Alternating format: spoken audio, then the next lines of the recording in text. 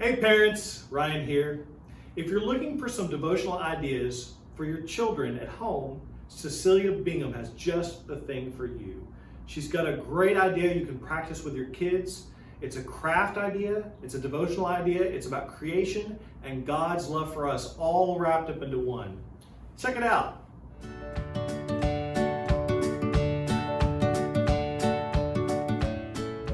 Hey Saturn Road parents, I am so excited today to share with you one of my very favorite Bible lessons. And we're going to come at it from a different direction, which is good because it's the story of creation.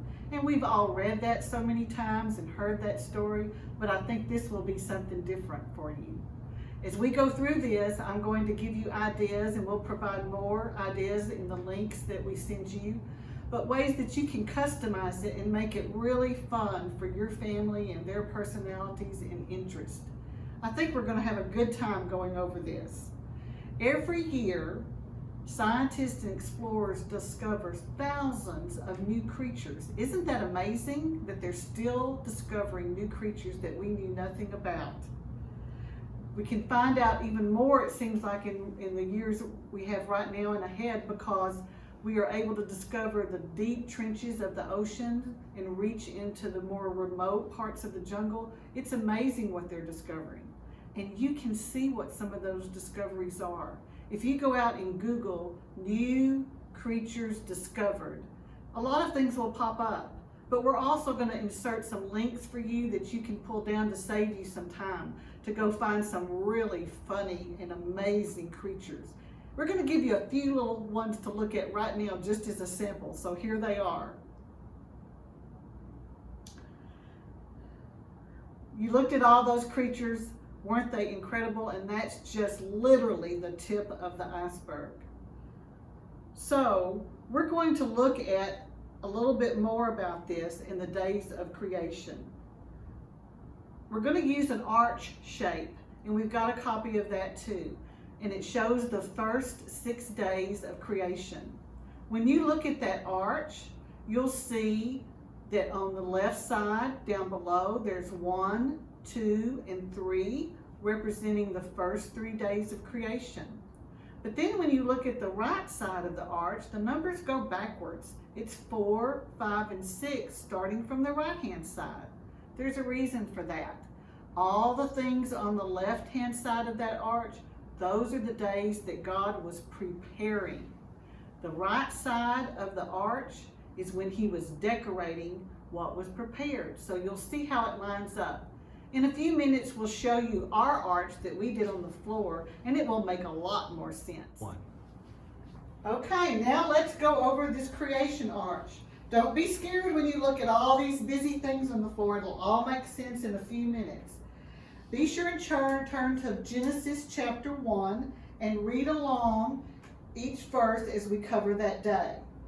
These are the first 3 days that God did his creating, and in that time he is preparing for what he's going to decorate those places with on days 4, 5, and 6. So let's go through this. Day 1, God created dark and light. We used a flashlight. You may have a more creative way to represent light.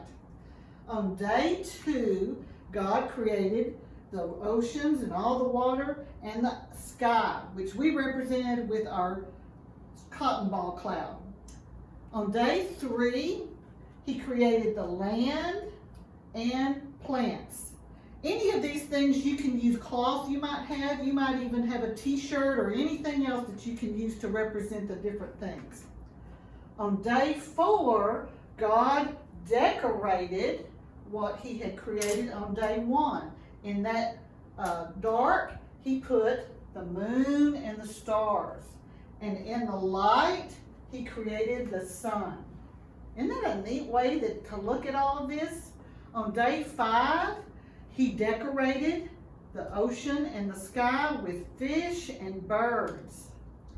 And on day 6, the land and the plants provided for the animals and for the people.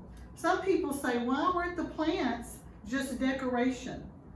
And they are decoration, and we're glad that God created them in so many beautiful ways. But because the animals and the people needed to be able to eat plants, it was a way to prepare for what he was going to do on day 6. Isn't it amazing what God did in those 6 days? Those were 6 very busy days for God.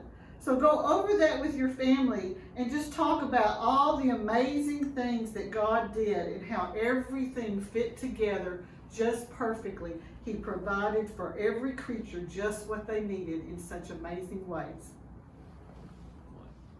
I hope this is a fun activity for your kids and for your family to do together. Every time I've taught it, the kids have just loved this lesson. So I hope your family enjoys it too.